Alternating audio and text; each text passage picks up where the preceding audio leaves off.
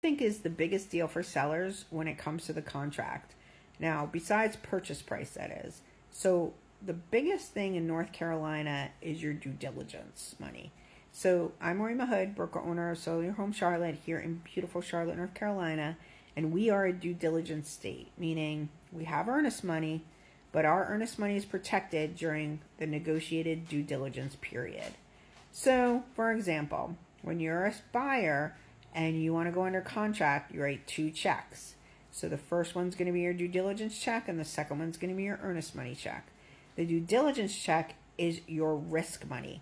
So basically, this is the money if you walk away for any reason or no reason, the seller keeps that money.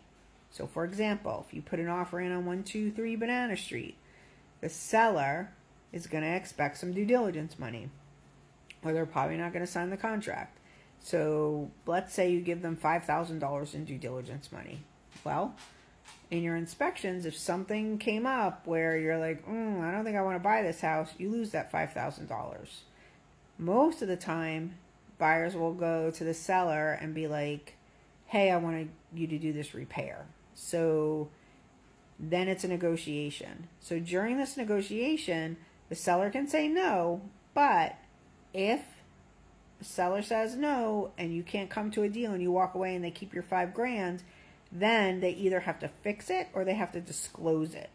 So the sellers are on the hook for disclosure afterwards. So it's usually in the seller's best interest to fix things that are what we call material facts. Now, does everybody do $5,000 for due diligence? No, of course not.